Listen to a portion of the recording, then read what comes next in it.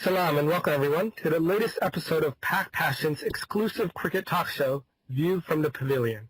I am Saeed, also known as Gotham Cronie, and with me today, for the first time on the show, making his View from the Pavilion debut, I have Khabri420. Hey guys, assalamu alaikum. My name is Arshil, also known as Khabri420. I've been with PakPassion for the last 8 years or so. Back over to Saeed. Okay.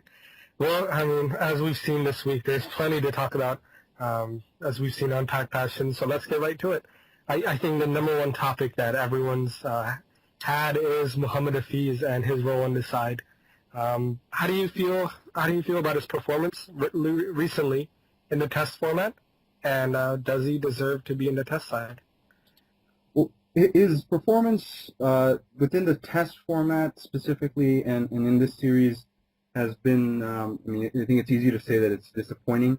If we look at even the last 10 or so innings that he's played in tests, his average is nothing to write home about. I think it's somewhere in the ballpark of 10 or so, which is, for somebody who's been playing international cricket for a while now, that's really not acceptable by any means.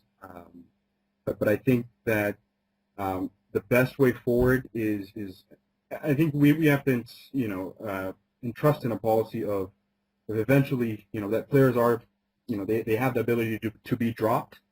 Right, so I think going forward, maybe for the South Africa series, I think it may be best to rest him and maybe allow him to get practice in the domestic level.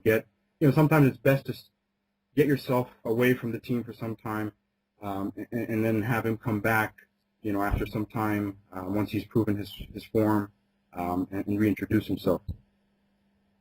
Right. Yeah, I think since he's been recalled, I don't think he's missed a single international match, and he's an all-rounder, so he plays all three formats from Pakistan. So maybe he does need to step back and get a different perspective on how he's getting out on his form. Maybe look at his technique. So yeah, that's a good point. And some of the other players, the younger ones, specifically Umar Gul, Rahat Ali, Asad Shafiq, how do you evaluate their performance? I think Umar Manzoor making his comeback in tests, really, I think after some 3-odd years, it seems. He scored back-to-back 50s in this test. And for somebody that's coming back, he may not be the most, pleasing to the eye when you watch him play, but I think, he's a hard worker and he's producing results. So I think Umar Manzoor has proved himself. I think he may be a very good candidate to open going in the. At least I would have him going as an opener for the next series. Rahat Ali and Asad Shafiq have been more of a disappointment. But again, I think we've talked about it. It's on the forums. We discussed it as Pakistani cricket fans. Those two are really the future of our middle order in tests at the moment. And those two really need to be groomed. I think that's part of the thing is they've showed potential over the years, last 2 or 3 years, and we need to persist with them only because they have performed at various different occasions. So we need to keep that in mind and move forward with them. But that's not to say that I think the policy needs to be that we can only. Performance is the key to retaining yourself in a team, and we need to sort of entrust in that policy. Right, and I think being in the team around senior players such as Misbah-ul-Haq and Yunus Khan can only help them, as they're good role models, and when they're out in the middle with them, they can receive tips from them and gain experience as well. How do you think the two senior players in the side did? I guess first off, Yunus Khan had a brilliant double century in the first test. And then Misbah-ul-Haq, again, he's leading from the front. How would you evaluate his captaincy as well? I think, speaking on the batting side, Yunus and Misbah-ul-Haq, I think absolute necessity for the time being. I know people, the fact that they're at the end of their career, but I think for Test cricket, both are very fit, and they've proved their worth within the context of even this series as an example. They've showed how to be out in the middle, and sort of to go back to your earlier point, I think players like Azhar Ali, Asad Shafi, Khurram Manzoor, even if we talk about Umar Amin or Harish Sohail going forward, I think this presence is needed, and it's almost a grooming period for them as well. But the inclusion of these two, I mean, I was just looking over some stats, and these two combined scored over 45% or so of the runs if we do a cumulative, accumulation of the runs scored in all innings and how much these two scored. So I think there's a, their presence is important, and I think we need to focus on how we can use their presence to groom these players, and then, because knowing that these players are at the end of their career, but I think at least for the foreseeable future, I think they're an absolute must to this middle order. Right, and there are a lot of calls for the removal of Misbah-ul-Haq as captaincy. There aren't a lot of other options. I mean, some are suggesting Azhar Ali, but he's still relatively. The thing with Azhar Ali is he's only in the test side, and Pakistan don't play that many tests. So every series, when they return to to the white clothes, he's kind of gaining his form again. So I'm not sure if he's the right option. Some are suggesting giving the captaincy to Yunus Khan. Would you persist with Misbah-ul-Haq as captain? I think for the time being, again, we're at a stage in our cricket where there's no natural successor to Misbah-ul-Haq. There's nobody who we can say, Azhar Ali is definitely a very promising prospect, and he is, I think he's one for the future that will certainly, and we can hope that he performs well from here on.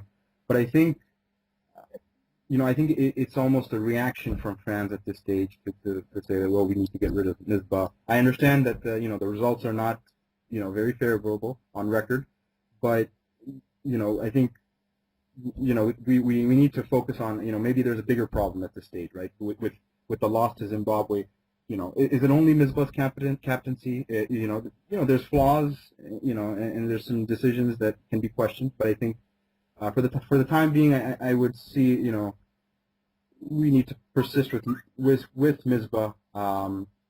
You bring in Yunus Khan back, and I don't even think he may not even want to be captain. And I think he may be more comfortable just performing as a senior member of the side. But I think Misbah for captain for right now is probably the way to go. Okay. And then I guess one other spot that a lot of fans feel like hurt Pakistan in this series, and looking ahead at when they look at other teams in international cricket, is their wicket-keeping spot.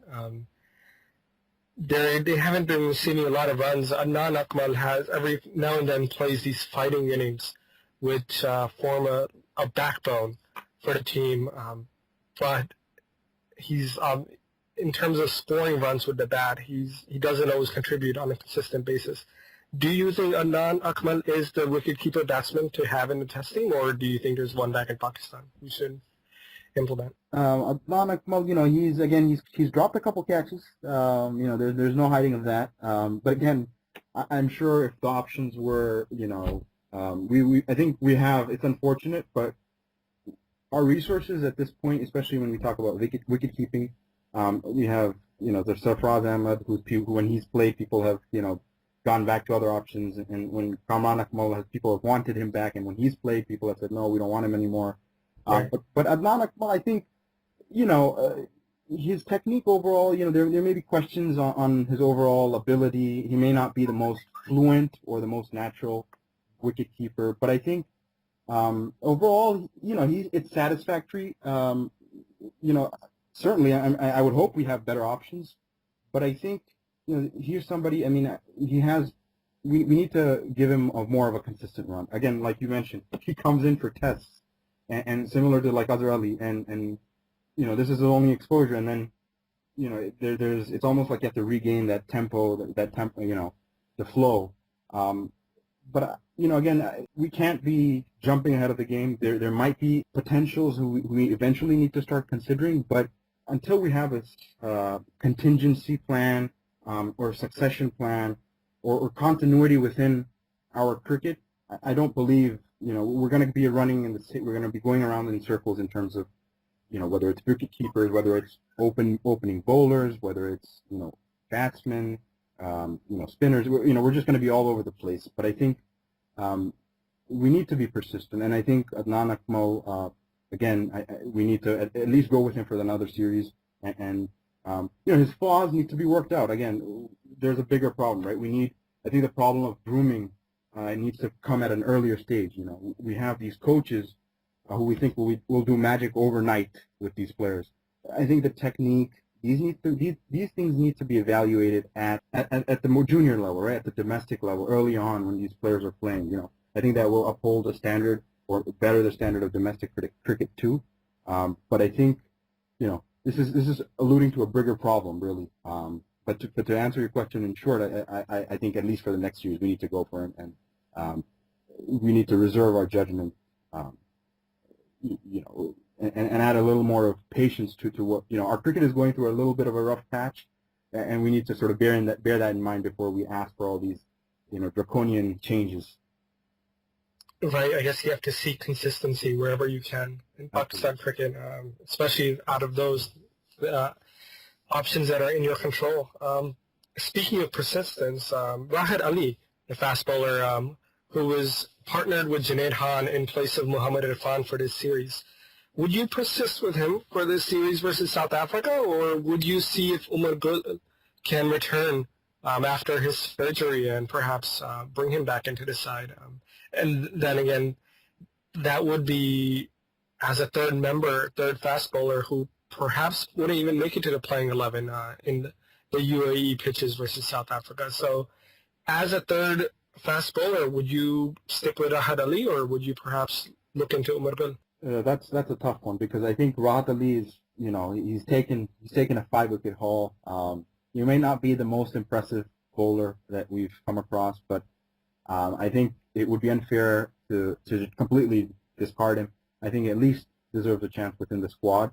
And beyond that, I would still, I would like to see Umar Gul come back, but again, I think he would obviously be in the, in the first choice of the playing 11. But I think having a left-hand, right-hand combination in opening bowling is going to be an important factor, I would assume. So I think Umar Gul may get the edge, with maybe Junaid Khan and Umar Gul opening the bowling. But it may come down to seeing how, how fit Umar Gul is at that very stage, or if anything, if he's out of, we may end up doing, where he may play the first match and then going down, there may be issues with just match practice, and we may resort back to Rahat Ali. But I think at the very least, Rahat Ali deserves to be in the squad. I think that would be extremely unfair if he's discarded completely. Right, and speaking of the squad for the South Africa series, are there any players back in Pakistan, perhaps Tawfiq Umar, Umar Akmal maybe, now that he's been declared fit, some calling for Haris Sahel, and even Suhail Maqsood? Would you bring any of those players, or perhaps some others that you have in mind, to the UAE for the South Africa series?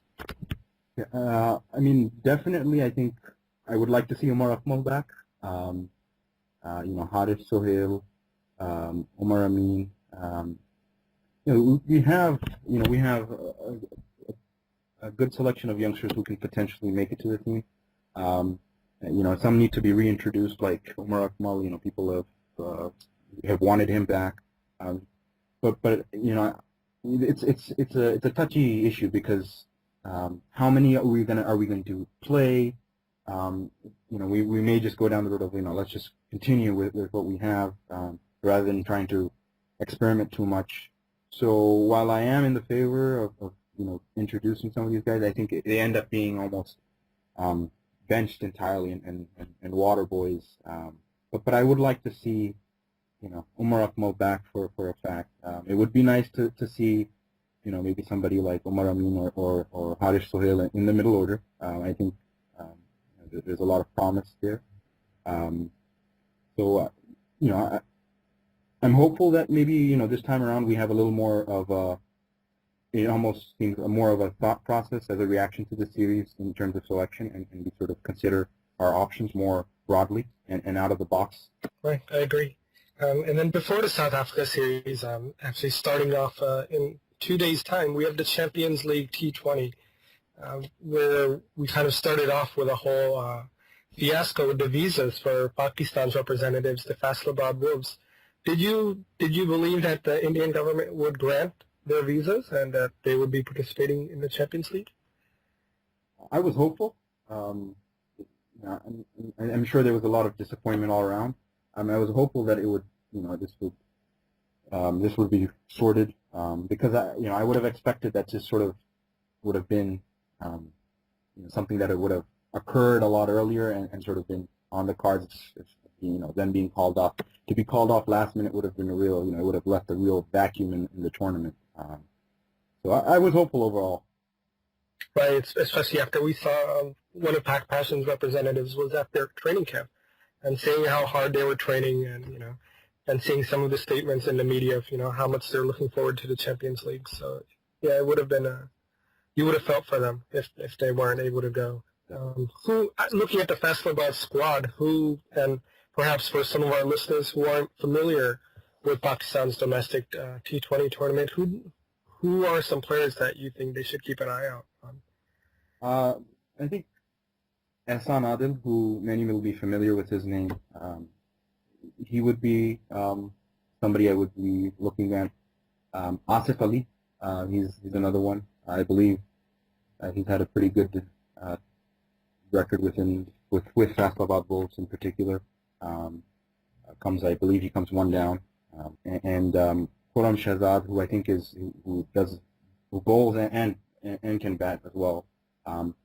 Those are some of the players that I would watch out for or expect to give the Faisalabad Wolves a better chance within the tournament itself. Right, and then of course you have the senior players, Misbah-ul-Haq and Saeed Ajman, who should be arriving there shortly as well. But yeah, it's always exciting to see these new faces who you don't always see make it to the national side, but to see them representing their local city, Faisalabad, as well. It's always a delight to see these T20 tournaments. How do you expect them to do? And first, they're placed in the qualifier stage with Sunrisers Hyderabad, the representative from Sri Lanka, and then Otago from New Zealand. It's these four teams who will play each other, and the top two advance to the Champions League. Do you expect them to finish in the top two, or do you think it'll be an early exit like Salcott last year? Yeah, I think the general overall body language of fans, may not be the most promising, just because of the level of competition we're talking about here. But I think they stand with an outside chance. You can almost say, they're to some degree, going in as a not rated, to certainly take the tournament away. But I think it all depends on the momentum they get against their first match with Otago, and if they can get off to a winning start, I think that will not only better their confidence, but they'll go in knowing that if they can take it game by game from a winning start, they can certainly progress, with a better positive frame of mind and go, play them each match on its merit, and certainly, at the end of the day, the format is it's really anybody's game, right? It's who performs or those key moments when you can perform and win the game in the 2020. So I think that will be key on how they start, right? If they start on a winning note, they'll have that better momentum going with them. Right, and they kick off the tournament, actually. They play in the opening match on Tuesday. And I think what helps them is that they're playing in India, so they'll be used to the conditions. Unlike Salcott last year, they had to play in South Africa, which was new for some of their players. And also the format didn't really help Salcott, where it was a group of three, if I remember correctly, last year. And Salcott, they played two matches. They lost one and they won one, and they had to come back home. So it was they were kind of unlucky with the format. But everyone will have their eyes on Faisalabad, and I think it would be awesome to see them up against some of the IPL teams, maybe Mumbai and some of the other teams in the tournament. Absolutely. If they do qualify, I think it would be great for the players. So everyone will have their eyes on that starting Tuesday, I'm sure. PakPassion.net will be buzzing with coverage of that tournament. Well, that's all from us today. Be sure to join us in a couple of weeks' time for the next episode of PakPassion's View from the Pavilion. Thanks again, guys.